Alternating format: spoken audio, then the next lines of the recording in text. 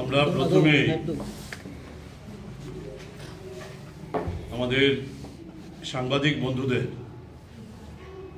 এবং আপনাদের মারফত রাজ্যের মানুষকে অভিনন্দন জানাচ্ছি। অভিনন্দন জানাচ্ছি আমরা এই কারণে, দীর্ঘ 1 বছর সময় ধরে করাপশনের বিরুদ্ধে লড়াই করার রোল মডেল হিসেবে এই রাজ্যের মধ্যে করাপশনের বিরুদ্ধে লড়াই করার রোল মডেল হিসেবে ত্রিপুরা ক্রিকেট অ্যাসোসিয়েশনে 14টির মধ্যে 13টি ক্লাব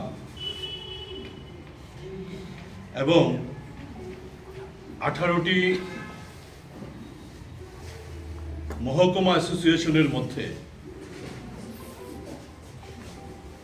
14টি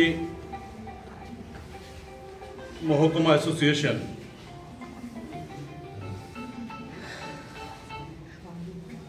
আমরা যেভাবে লড়াই করেছিলাম, যেটাকে আমরা বিগত সাংবাদিক সম্মেলনগুলোতে দুর্নীতির বিরুদ্ধে লড়াইয়ে রাজ্যের মধ্যে রোল মডেল এই হিসেবে আমরা চিহ্নিত করেছিলাম, এই লড়াইয়ে প্রাথমিক জয় আমাদের হয়েছে। এখনো পূর্ণাঙ্গ আমরা বলি না। এই প্রাথমিক জয়ে অধিকাংশ সংবাদ মাধ্যম, রাজ্যের অধিকাংশ মানুষ মানসিকভাবে আমাদের এই লড়াইকে সমর্থন জানিয়েছেন। যারা সমর্থন জানিয়েছেন, যারা সমর্থন জানাতে পারেননি, সবাইকে আপনাদের মাধ্যমে আমরা প্রথমেই ধন্যবাদ জ্ঞাপন করছি। আমরা যে বিষয়টা শুরুতেই বললাম, প্রাথমিক জয়, প্রথম জয়টা হয়েছিল যেদিন হাইকোর্ট অর্ডার জারি করেছিলেন, রাজ্য সরকারকে নির্দেশ দিয়েছিলেন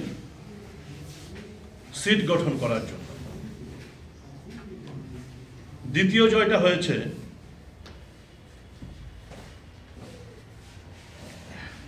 অকালে অ্যাপেক্স বডি ভেঙে দিয়ে নতুন করে নির্বাচন করার সিদ্ধান্ত মাননীয় হাইকোর্ট যেদিন দিয়েছেন, সেটা ছিল আমাদের দ্বিতীয় জয়। এবং আমরা প্রতিটা জয়ের পরই সাংবাদিক সম্মেলন করেছি, আপনাদের মারফতে মানুষকে জানানোর চেষ্টা করেছি। আমরা সেদিন বলেছিলাম, যখন কোর্টে মামলা করতে যাই তার আগেও আমরা বলেছিলাম, যারা এই করাপশনগুলো করেছে তারা বিহাইন্ড দ্য বার থাকবে। বিনিময়ে একটা সাংবাদিক সম্মেলন করে আপনাদের কাছে আমাদেরকে নাম ধরে ধরে মাফিয়া হিসেবে ব্যাখ্যা করেছিল। নাম ধরে ধরে, আমি সেবক ভট্টাচার্য মাফিয়া, সুব্রত দে নাকি মাফিয়া, বাসুদেব চক্রবর্তী নাকি মাফিয়া, এমনকি তপন কুমার লোধ, যিনি সারাটা জীবন সততার মধ্যে দিয়ে নিজের জীবন অতিবাহিত করেছেন, আজকেও যিনি বাইসাইকেল নিয়ে চলাফেরা করেন, তিনিও নাকি মাফিয়া। আমরা সেদিন দ্বিতীয়বারের মতো বলেছিলাম, তারা যা করেছে বিহাইন্ড দ্য বার থাকবে।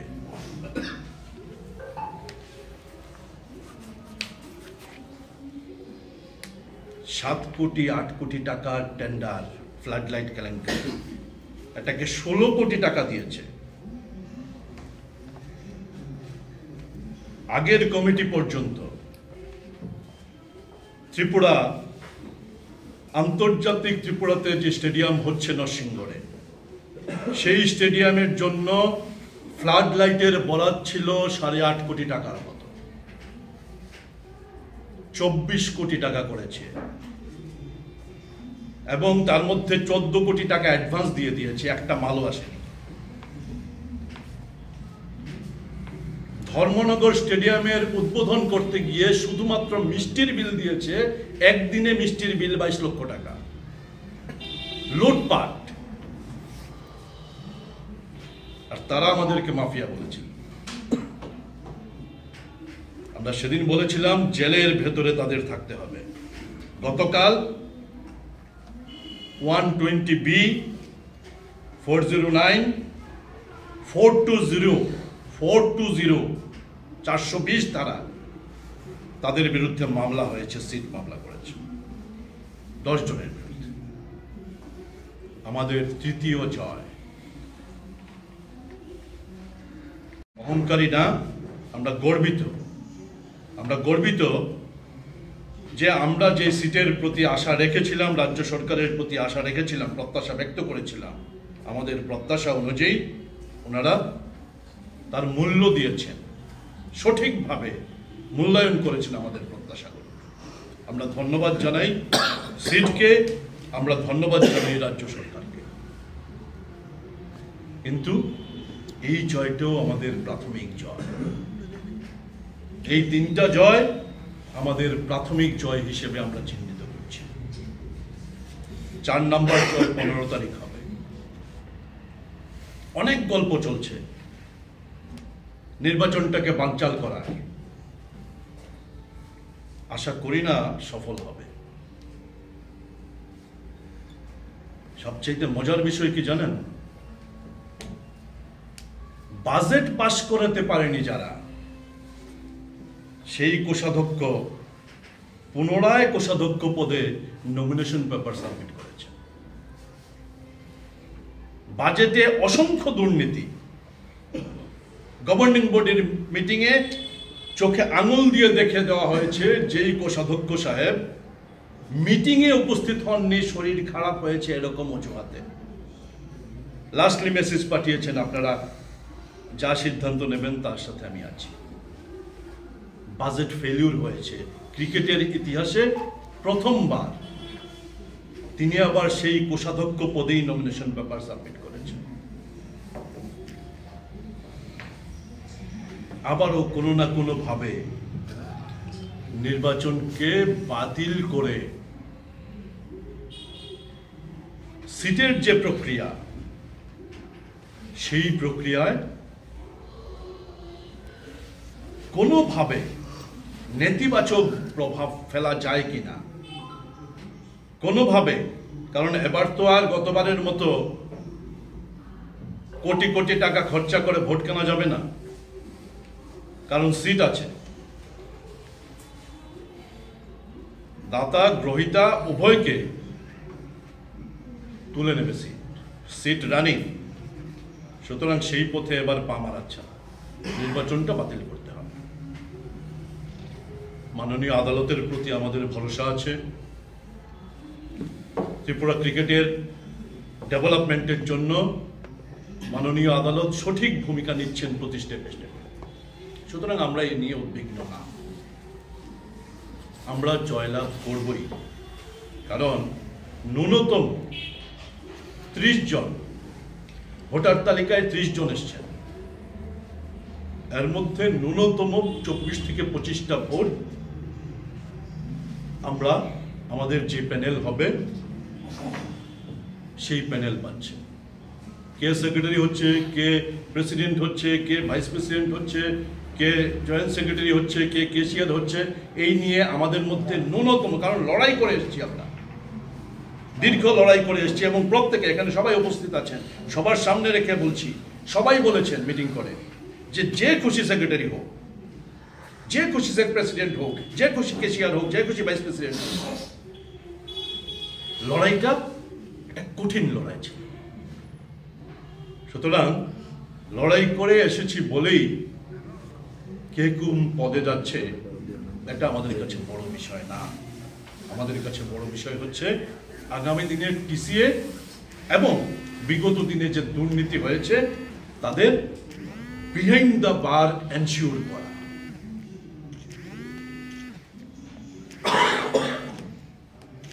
আমাদের কর্মসূচির মধ্যে মূলত যে দুইটা প্রাধান্যযুক্ত,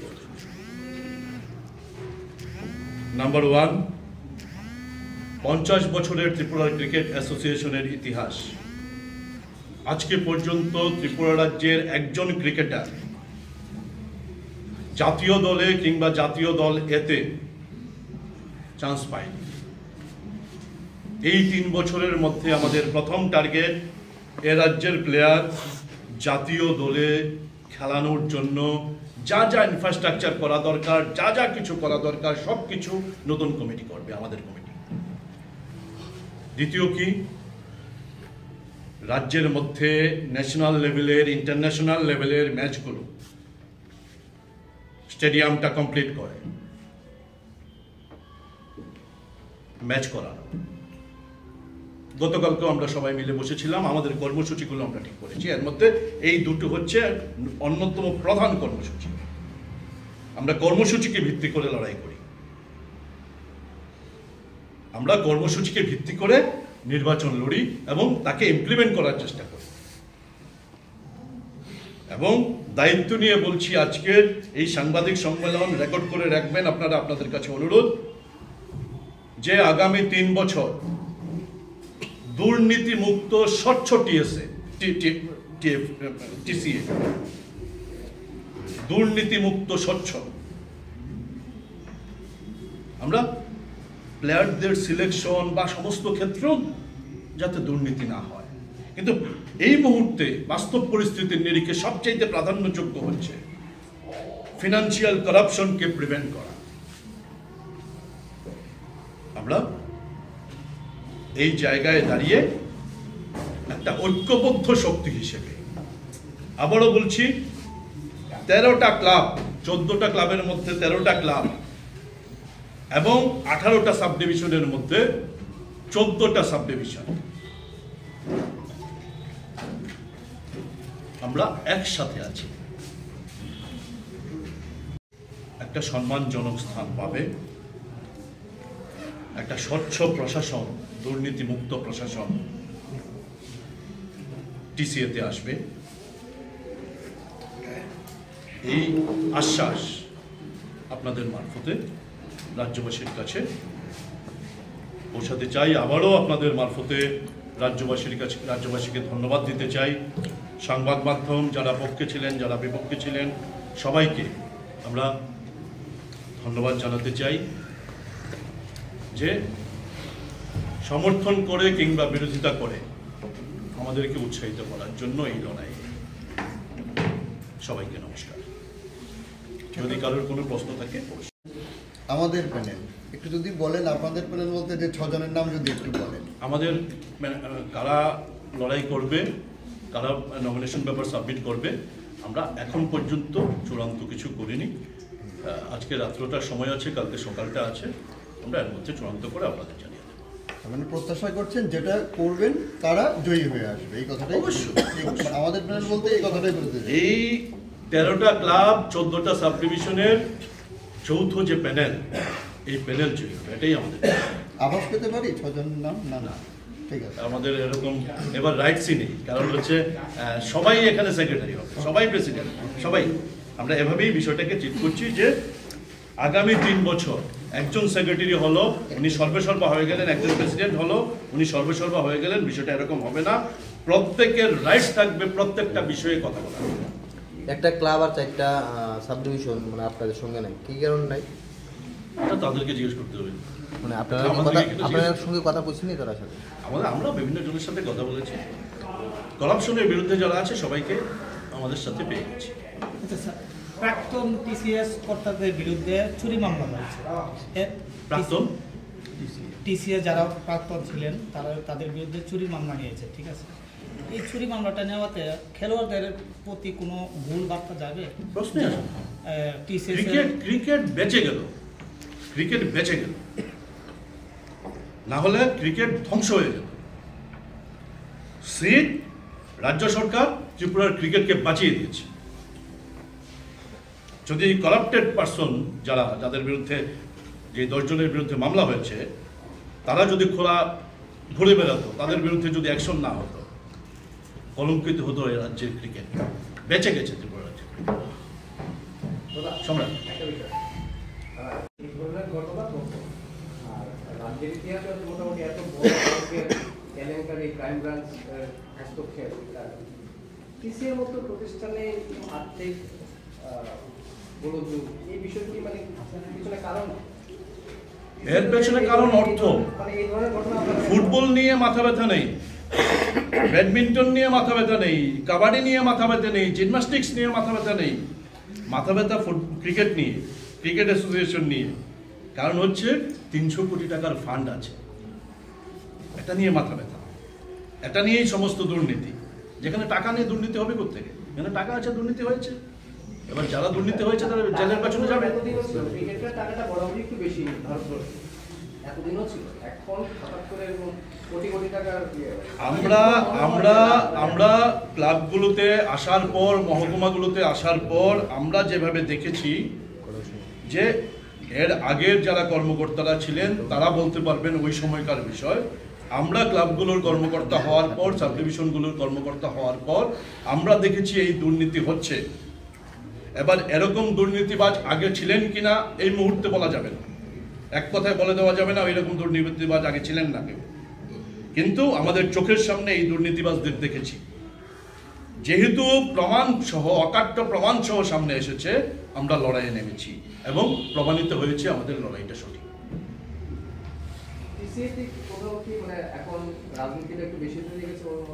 আমাদের ক্রিকেটটা চাই, আমরা রাজনীতির সাবজেক্ট জানি না। একটা রাজনীতি যারা করে তারা কিছু সাংবাদিক বন্ধুদের বলছি, কারণ আমরা এই দীর্ঘ 1 বছরে অনেকবার আমরা আপনাদেরকে সঙ্গে নিয়ে সাংবাদিক সম্মেলন করেছি। আমরা জেনারেল বডির মেম্বার দীর্ঘ সময় উপেক্ষিত ছিলাম, এরা আমাদেরকে উপেক্ষা করেছে। আমরা নির্বাচনের ঠিক পরেই এই 21 অক্টোবর 2022 যে নির্বাচন হয়েছিল, নির্বাচনের ঠিক পরেই আমরা আপনাদেরকে ডেকে, আপনাদেরকে পাশে বসিয়ে আমরা বারবার বলেছিলাম যে এই নির্বাচনে যে কোটি কোটি টাকা এরা ইনভেস্ট করেছে, কি উদ্দেশ্যে? এটা তো একটা ভলান্টারি সার্ভিস। অ্যাসোসিয়েশন যে দায়িত্ব নেবে, সেক্রেটারি হোক, প্রেসিডেন্ট হোক, এটা ভলান্টারি সার্ভিস। তা আমি এখানে কোটি টাকা ইনভেস্ট কেন করবো নির্বাচন? তাহলে আমার কি মানসিকতা?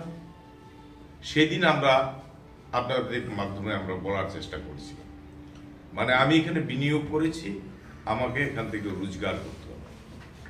এই মানসিকতা নিয়েই এরা প্রথম দিন থেকেই ময়দানে নেমেছি এবং এটার পিছনে আমরা সন্দেহ করেছিলাম ঠিক নির্বাচনের পরে, এবং এটা 6 মাসের ভিতরেই আমরা দেখলাম যে একের পর এক কিছু কর্মকাণ্ডে এরা জড়িয়ে গেছে। কি কর্মকাণ্ড? একটা এমবিবি স্টেডিয়াম ফ্লাড লাইট, যে ফ্লাড লাইটের মানে বেসিক্যালি এখানে ফ্লাড লাইট একটা ইন্টারন্যাশনাল স্টেডিয়াম ফ্লাড লাইট বসানো হয়, কারণ এটা ডে অ্যান্ড নাইটের খেলা হবে। ফিজিবিলিটিই নেই ফ্লাড লাইট লাগানোর এখানে এমবিবি স্টেডিয়াম, কারণ এটা ন্যাশনাল ম্যাচ হয়, ডেইজ ম্যাচ হয়। তাহলে এত কোটি টাকা খরচ করে ফ্লাড লাইট লাগানোর মানেটা কি? মানেটা হচ্ছে অর্থ নয়-ছয় করা। ক্রিকেটের জন্য না, আমার রোজগার করতে হবে। যেখানে ওই সেম নরসিংগড় ইন্টারন্যাশনাল স্টেডিয়াম বরাদ দেওয়া আছে 2014-তে, যেখানে 8.5 কোটি টাকা বরাদ দেওয়া আছে একটা কোম্পানিকে, যে কাজ করে যাচ্ছে, তাকে হঠাৎ করে ডেকে একটা আন্ডারস্ট্যান্ডিং করলাম যে তোমরা একটা প্রপোজাল ইনিশিয়েট করো টু টিসিএ, যে এলইডির জায়গা ফ্ল্যাট মেটালের জায়গা এলইডি কনভার্সন হবে, ওটাকে তোমরা এই 8.5 কোটি যেটা ধরা ছিল, এটাকে এরা প্রপোজাল ইনিশিয়েট করেছে 26.5 কোটি টাকা। এরা 3 জনে মিলে এই প্রপোজাল পাস করে দিয়ে ওই কোম্পানিকে 14 কোটি টাকা অ্যাডভান্স দিয়ে দেওয়া হয়েছে। ভারতবর্ষে না, সারা পৃথিবীতে এই ধরনের ঘটনা, কোন কন্ট্রাকচুয়াল এগ্রিমেন্টের এগেইনস্টে এই ধরনের দুর্নীতি আমার মনে হয় আর কোথাও হয়নি কখনো। এটা আমরা বারবার আপনাদেরকে সঙ্গে নিয়ে, আপনাদেরকে ডেকে আমরা বারবার বলার চেষ্টা করেছি যে এরা এখানে এসেছে টিসিএতে শুধুমাত্র রোজগার করার জন্য। শুধুমাত্র তাই না, বিভিন্ন জায়গা থেকে, সারা ভারতবর্ষ থেকে বিভিন্ন কোচের দরকার আছে, ক্রিকেটে কোচের দরকার আছে। বিভিন্ন জায়গা থেকে যে সমস্ত কোচ ওরা পাইকারি আর এনেছে, যেখানে কোনো প্রয়োজন নেই। একের জায়গা 2 জন, 3 জন, 4 জন, এক একজনের মানে এগ্রিমেন্ট করেছে, এরা কন্ট্রাক্ট দিয়েছে। এক একজন 20 লাখ, 25 লাখ, 30 লাখ। লাস্ট অব্দি একজন তো সাউথ আফ্রিকা থেকে আনা হলো, আর পার ডে 1 লাখ টাকা। 2 বার সাউথ আফ্রিকা আসা যাওয়া, সমস্ত কিছু খরচ বহন করবে টিসিএ। কে এগ্রিমেন্ট করলো, কার সাথে কথা বললো, জেনারেল বডি কিছু জানে না।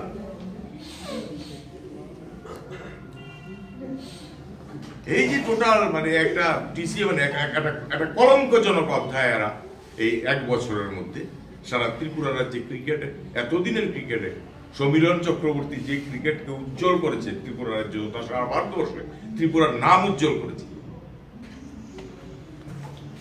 এরা এই গত 1 বছরের মধ্যে কলঙ্কজনক করেছে। আমরা এদের শাস্তি দাবি করি। সমস্ত আমরা যারা আছি, আগরতলা শহরের 13টা ক্লাব এবং সাব ডিভিশনের যারা আছি, আমরা এদের চাই, যারা এই সমস্ত অভিযুক্ত, অলরেডি এদের বিরুদ্ধে এফআইআর হয়েছে, এদের আমরা চরম শাস্তি দাবি করছি আপনাদের মাধ্যমে।